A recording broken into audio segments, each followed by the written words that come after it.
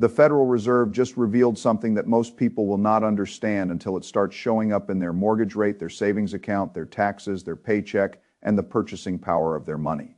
The important part is not simply that interest rates stayed the same. That is the headline. The real story is that the institution at the center of the entire dollar system is becoming divided at exactly the moment when the debt math is becoming harder to ignore. That is what matters. When a central bank knows exactly what it wants to do, markets can price the path, investors can adjust, businesses can borrow or wait, households can make decisions with some sense of the cost of money. But when the central bank is divided between saving the currency and saving the economy, the situation changes. One group wants to raise rates to defend the dollar and fight inflation. Another group wants to cut rates to support growth, jobs, housing, businesses, and borrowers. And between those two positions sits the largest debt burden the United States has ever carried. That is the machine.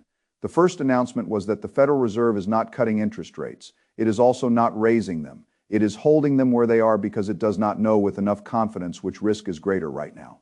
That is important. The Fed is not saying the economy is clearly strong. It is not saying inflation is solved. It is not saying jobs are safe. It is not saying the dollar is under perfect control. It is saying the risks are balanced badly enough that moving too quickly in either direction could create a different kind of problem. If the Fed cuts, it may stimulate borrowing, spending, housing demand, stock speculation, and business investment. That can help an economy that is weakening, but it can also reignite inflation, especially when energy prices are already putting pressure on the system.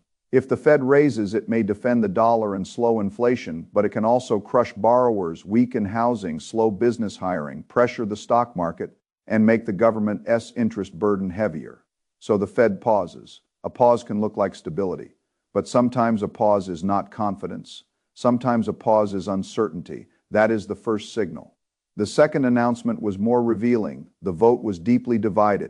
That matters because central banks depend on credibility. Credibility is not only about policy, it is about the appearance of a coherent reaction function.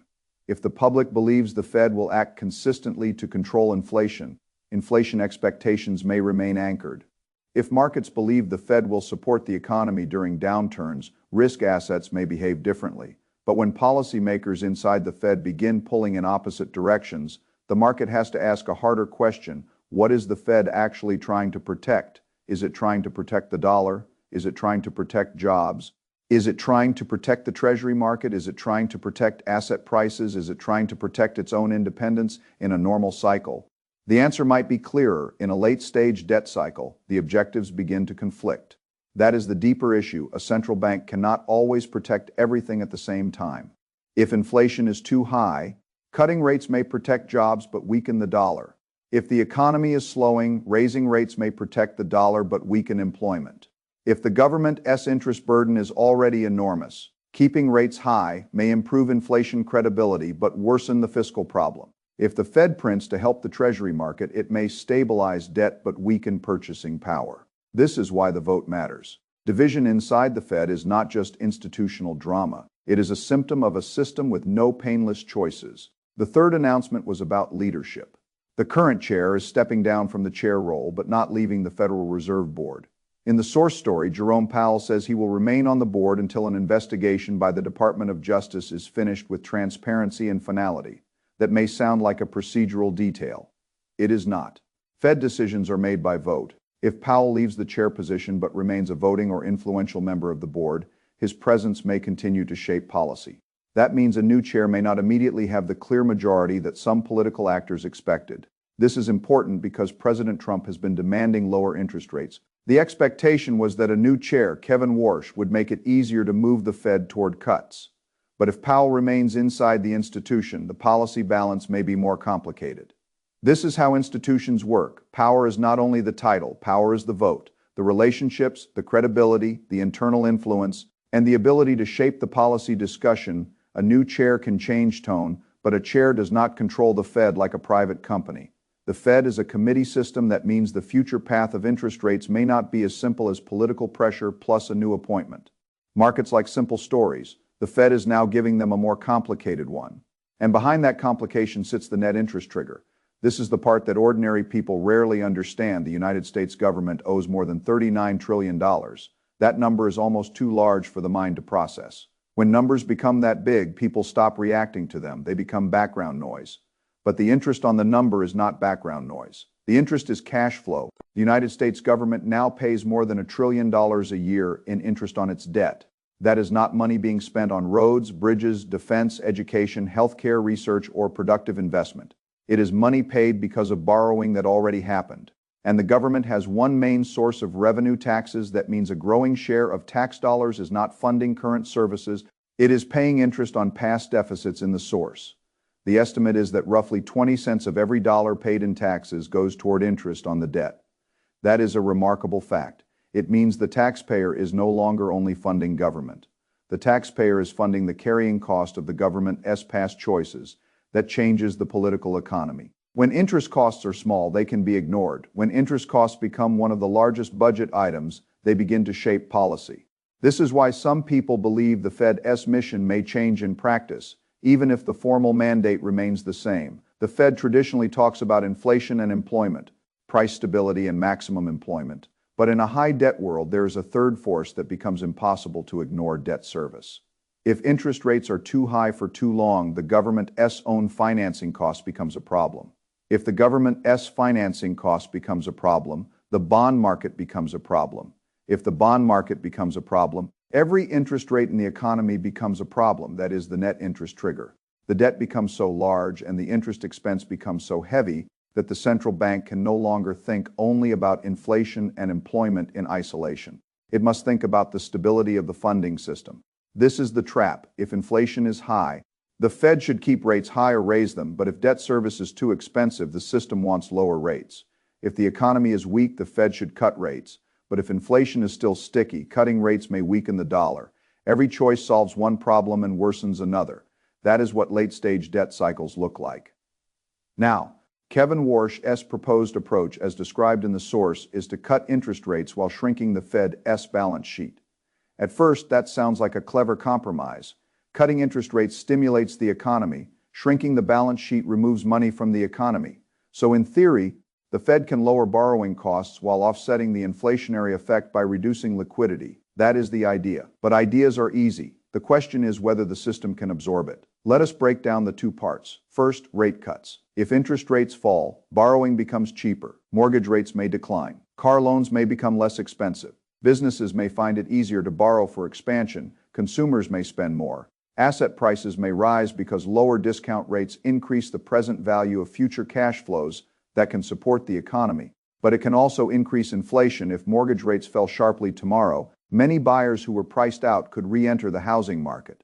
More buyers chasing limited housing supply can push prices higher. That is inflationary in a real-world sense, even if the official calculation handles housing in a complicated way. The same applies to cars, credit, business investment, and speculation. Lower rates increase demand. If supply does not rise enough, prices rise. That is the problem with cutting when inflation is not fully controlled. Now add oil. Higher oil prices make the inflation problem more dangerous. Oil affects more than gasoline. It affects diesel, shipping, fertilizer, plastics, packaging, aviation, agriculture, and the transportation of goods. If oil rises because of conflict in the Middle East or supply disruption, inflation can re-accelerate from the cost side. That creates a difficult situation. If the economy is slowing and oil is rising, the Fed faces stagflation pressure, weak growth plus high inflation. That is one of the hardest environments for a central bank. Cutting rates helps growth but can worsen inflation. Raising rates helps inflation but can worsen growth. Holding steady may be the least bad choice, but it does not solve either problem quickly. This is why the pause matters. The Fed is not simply waiting because everything is fine. It is waiting because the risks conflict. Now, the second part of the Warsh plan is balance sheet reduction. The Federal Reserve's balance sheet grew because the Fed created money and used it to buy assets, especially Treasury securities and mortgage-backed securities. In ordinary language, when the government needed funding and the market needed liquidity, the Fed created money and bought debt. That added liquidity to the system. If the Fed shrinks its balance sheet, it does the opposite. It sells assets or lets them mature without reinvesting, reducing its support for the bond market and withdrawing liquidity. In theory, this can fight inflation. If the Fed removes money from the system, it can reduce some inflationary pressure. But there is a major consequence. If the Fed stops buying treasuries or sells treasuries, someone else must buy them. The United States government continues running deficits. It still needs to borrow. If the Fed steps back, private investors, banks, pension funds, foreign governments, households, and institutions must absorb more of the supply. If demand is strong, yields may remain contained. If demand is weak, yields must rise to attract buyers. This is basic supply and demand when the government issues more debt and one of the largest buyers reduces participation. The market may demand a higher interest rate. That is where the danger appears. Treasury rates are the foundation of the financial system. In textbooks, treasuries are treated as the risk-free rate because the United States government can tax, borrow, and in cooperation with the Fed, create dollars. Every other interest rate is priced relative to this foundation. Mortgages, corporate bonds, car loans, credit cards, bank loans, business loans, investment valuations, all of these are influenced by treasury yields. If treasury yields rise, borrowing costs rise throughout the economy. A bank deciding what mortgage rate to charge compares your risk to the risk of lending to the government. If the government pays a higher rate, the bank must charge you more. You are not safer than the government. You are a household, you can lose your job, you can miss payments, your income can fall. So your rate must be higher than the treasury rate. That is why rising treasury yields push up mortgage rates. And when mortgage rates rise, housing affordability weakens, buyers pull back, sellers sit longer.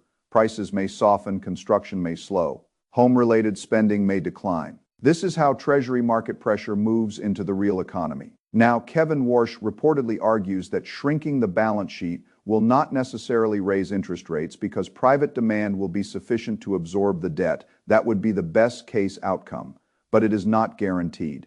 If private investors willingly buy enough Treasury debt at current yields, the plan may work. The Fed can reduce its balance sheet, inflation pressure may ease, and rates can be cut on the short end without destabilizing long-term rates. But if private demand is not strong enough, yields rise. And if yields rise, the plan becomes self-defeating. The Fed might cut short-term rates, but long-term rates could rise. Mortgage rates could rise. The government's interest burden could rise. Financial conditions could tighten anyway. This is the risk. A central bank can influence short-term rates directly. It does not fully control long-term market rates if bond investors lose confidence or demand more compensation. That is why the Treasury market is so important. It is the market that tests policy credibility. If the Fed says, we can cut rates and shrink the balance sheet without causing inflation or higher yields, the bond market may agree, or it may not. The bond market will demand evidence. This brings us to an important possibility. If the Fed shrinks its balance sheet and the government still needs to sell enormous amounts of debt, there may need to be some form of private demand support that could come naturally from investors seeking safe yield. It could come from banks. It could come from pensions. It could come from foreign buyers. It could come from regulatory incentives. It could come from forms of financial repression that encourage or pressure institutions to hold government debt. We do not know. But the question must be asked, who will buy the debt? That is one of the most important questions in the world right now. A government with small deficits does not need to ask that question as urgently. A government with large deficits and a central bank trying to shrink its balance sheet does. If the answer is not clear, volatility follows. Now, another major change discussed in the source is redefining inflation. That may sound technical, but it is deeply important. Inflation is not only a measure, it is a political and financial instrument. How inflation is measured affects cost of living adjustments, public perception, Social Security calculations, wage negotiations, interest rate policy, bond markets, and the credibility of the central bank. The way inflation is measured today is not identical to how it was measured decades ago.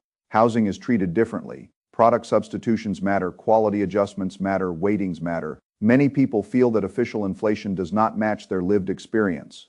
That gap between official inflation and felt inflation is dangerous. If the official number says inflation is 3%, but households feel that their actual cost of living has risen much more because rent, insurance, groceries, property taxes, housing, and cars have surged, then trust erodes. People do not live inside official formulas. They live inside their own monthly expenses. If inflation gets redefined again, investors must pay attention. A change in definition can change the appearance of the problem without changing the lived reality. It can make policy look more successful. It can influence expectations. It can affect how people interpret real returns. This is why you must measure your own inflation. Not only the government S number, your housing costs, your food costs, your insurance costs, your transportation costs, your medical costs, your taxes, your energy costs, your education costs. That is your personal inflation rate. If your personal inflation rate is 8% and your savings account pays 4%, you are losing purchasing power, even if official inflation says something lower. This is how ordinary people fall behind. They look at nominal dollars instead of real purchasing power. They think their paycheck went up because the number is higher. But if the cost of life rose faster, they are poorer. This is one of the most important principles in money. Your paycheck is not measured in dollars. Your paycheck is measured in what it can buy. The source makes the point that the average person feels poorer than before the pandemic because inflation reduced the value of wages and savings. Even if the official cumulative inflation number is around 22% over several years, many households feel a much larger increase in their real cost of living. Housing is more expensive, insurance is more expensive, food is more expensive, travel is more expensive, property taxes may be higher, repairs are more expensive. That is lived inflation. If wages and savings did not rise enough to match that, real wealth fell. This is why central bank policy matters to ordinary people. It is not abstract. When the Fed cuts rates too much and money expands too quickly, inflation can reduce the value of your paycheck. When the Fed raises rates too much, borrowing costs can hurt housing, jobs, and businesses. When the Fed shrinks the balance sheet, bond markets can move. When the Fed changes inflation definitions, perceptions, and policy can change. These decisions appear distant, but they reach into the household. Now, the source also mentions that Warsh may reduce regular press conferences and abandon forward guidance. Forward guidance is the Fed's way of signaling what it may do in the future. It shapes market expectations. If the Fed says rates may stay high for longer, markets price that. If it suggests cuts are coming, markets respond. Forward guidance became a major tool because expectations can move financial conditions before actual policy changes. Abandoning or reducing forward guidance would change the game. Markets would receive fewer hints. Uncertainty could rise. Traders would have to rely more on incoming data and less on Fed signaling. Volatility could increase because every inflation print, jobs report, oil move, or speech could carry more weight. This may be intentional. A central bank may want to avoid being trapped by its own guidance. If it promises too much, markets may overreact. If conditions change, the Fed may lose credibility by reversing course. Reducing guidance can preserve flexibility, but flexibility for the Fed can mean uncertainty for markets. That is the trade-off. If press conferences are reduced, the communication channel changes. Investors lose some of the interpretive signals they are used to that may make markets more data-sensitive and more volatile. Again, no free lunch. Every policy tool solves one problem and creates another. Now let us step back and see the full system. The Fed holds rates steady because it is caught between inflation and growth risk. The internal vote is divided because the policy trade-offs are becoming harder. Powell may step down as chair but remain on the board, complicating the expected shift toward cuts. Warsh wants lower rates to stimulate the economy but also wants to shrink the balance sheet to limit inflation. Shrinking the balance sheet could reduce liquidity but also reduce demand for treasuries. If treasury demand weakens, yields may rise. If yields rise, mortgage rates and other borrowing costs rise. If borrowing costs rise, the economy slows. If the economy slows, pressure to cut rates increases. If the Fed cuts too aggressively, inflation may rise. If inflation rises, the dollar weakens and real wages suffer. This is a loop. The system is not simple. That is why you cannot rely on slogans. Cut rates sounds good if you have a mortgage, a business, or a stock portfolio. Raise rates sounds good if you worry about inflation and the dollar. Shrink the balance sheet sounds good if you fear money printing, but each action has consequences. The mature investor studies the consequences, not the slogans. What does this mean for asset prices? If rates are cut successfully without inflation accelerating and without long-term yields rising, risk assets may benefit. Stocks, real estate, and speculative assets could rise because money becomes cheaper. If the balance sheet shrinks and treasury yields rise, that could pressure stocks, housing, and credit markets. If inflation remains high, real wages suffer. Gold and real assets may gain support, and bond investors may demand higher compensation. If the economy weakens, companies may reduce hiring and earnings may decline. If the Fed is divided and communication changes, volatility may rise. So the range of outcomes is wide. That means risk management matters. Do not build a portfolio that only works if rates fall. Do not build a portfolio that only works if inflation collapses. Do not build a portfolio that only works if the dollar stays strong forever. Do not build a portfolio that only works if the Fed rescues every market decline. A resilient portfolio must survive several policy paths. This is how I would think about it. First, protect liquidity. You need cash or cash, like instruments for emergencies and opportunities. Liquidity is what prevents forced selling when volatility rises. Second, avoid high interest consumer debt. Credit cards and expensive loans are dangerous in uncertain rate environments. If the economy weakens, debt becomes heavier. If rates rise, variable debt becomes more costly. Third, own productive assets over time. Stocks of strong businesses, broad index funds, and companies with pricing power can help protect purchasing power over long periods, though they will be volatile. Fourth, consider assets that hedge debasement risk. Gold, certain real assets, and inflation-sensitive exposures may have a role if monetary credibility weakens or inflation persists. Fifth, be careful with long-duration bonds if long-term yields rise because Treasury demand weakens or inflation expectations rise. Long-duration bonds can fall. Bonds may still have a role, but understand duration risk. Sixth, watch the Treasury market. Treasury yields are the pressure gauge of the whole system. If yields rise while the Fed is trying to cut or shrink the balance sheet, that tells you the market is challenging the policy path. Seventh, measure real returns. Do not ask only whether your account balance is rising. Ask whether your purchasing power is rising. Eighth, do not overreact to one announcement. The Fed is a slow-moving institution, and markets often move before policy changes are fully implemented. One meeting matters, but the path matters more. Now, for households, the most important lesson is that the value of money is not stable just because the number is stable. If your savings account shows $50,000, the number may not change. But if the cost of life rises 20, 30, or 40% over a period of years, that $50,000 buys much less. That is a loss. It is just not shown as a red number on a brokerage statement. Inflation is a drawdown in purchasing power. People understand market drawdowns because they are visible. They misunderstand inflation drawdowns because they are hidden inside prices. That is why inflation can be more politically dangerous than a stock market decline. It affects everyone every day in ways that feel unfair and hard to escape. The paycheck loses value, savings lose value, debt behaves differently. Assets reprice, people begin to question the system, and when people lose faith in the currency, central banks face a credibility problem. That is why some Fed members may want to raise rates to save the dollar. A currency depends on trust. If people believe the central bank will allow inflation to run, they demand compensation, bond yields rise, wages adjust, prices adjust. People look for alternatives. The currency weakens. Defending the dollar can require tighter policy, but tighter policy can hurt the economy. That is the contradiction. The dollar and the economy can demand different medicines. In a low-debt world, this would be easier. In a $39 trillion debt world, it is much harder. Higher rates defend the currency but raise the government's interest cost. Lower rates support debt service and the economy but risk inflation. Shrinking the balance sheet reduces money supply but may raise Treasury yields. Printing supports the bond market but risks debasement. There is no painless exit. This is why the leadership transition matters. A new chair does not inherit a clean machine. He inherits a debt machine, an inflation problem, a divided committee, a political environment demanding lower rates, a bond market watching supply and demand, and a population whose purchasing power has already been damaged. That is the reality. The best investors will not focus only on personalities.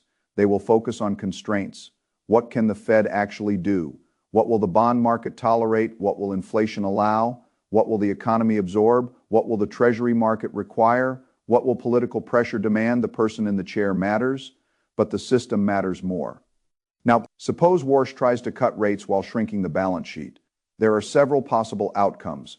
Best case, short-term rates fall, private demand absorbs treasuries, inflation does not accelerate, the economy stabilizes, and markets rally. That would be the clean outcome. Another case, short-term rates fall but long-term yields rise because investors demand higher compensation for holding treasuries. Mortgage rates may not fall, housing may not improve. The government's interest burden may stay high, markets may become confused. Another case, shrinking the balance sheet tightens liquidity too much. Risk assets fall and the economy weakens.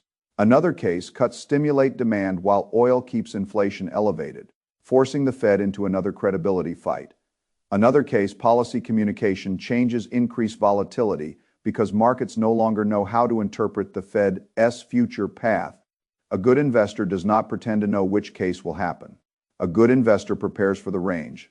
That is the difference between prediction and principles. I prefer principles. The principles are simple. Do not rely on one institution to preserve your purchasing power. Do not hold all wealth in cash if money is being debased. Do not ignore liquidity because assets can fall. Do not use high-interest debt because uncertain policy can make cash flow fragile. Do not chase yield without understanding duration and credit risk. Do not assume official inflation equals your inflation. Do not assume lower rates are automatically good if they come with higher inflation. Do not assume shrinking the balance sheet is automatically good if it destabilizes Treasury demand. Do not assume political pressure and central bank independence can coexist smoothly without conflict. This is a time for clear thinking.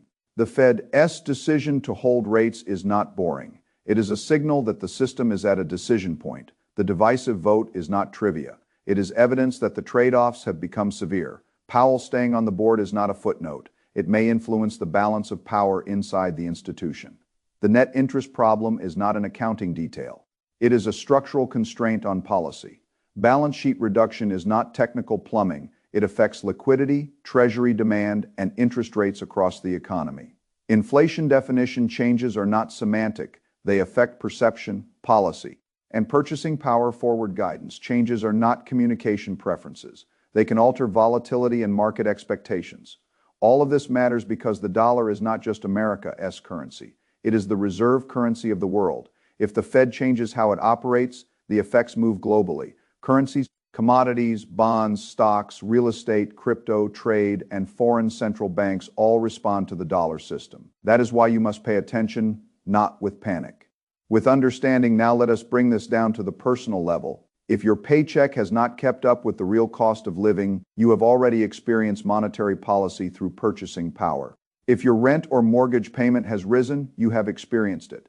If your grocery bill feels much higher, you have experienced it. If your savings account earns less than your personal inflation rate, you have experienced it. If your dream of buying a house moved further away because mortgage rates rose, you have experienced it. You do not need to work at the Fed to be affected by the Fed. You are inside the system, whether you understand it or not. Understanding gives you choices, not perfect choices, but better choices. You can choose to build emergency reserves. You can choose to reduce bad debt. You can choose to invest consistently in productive assets. You can choose to hold some assets that protect against debasement. You can choose to negotiate income. You can choose to avoid lifestyle inflation. You can choose to understand real returns. You can choose to watch the Treasury market. You can choose not to be fooled by nominal numbers. This is the real point. The average person reacts after the policy shows up in their wallet. The informed person studies the mechanism before the pressure becomes obvious. That is how you stay ahead of the curve. If the Fed cuts, understand why.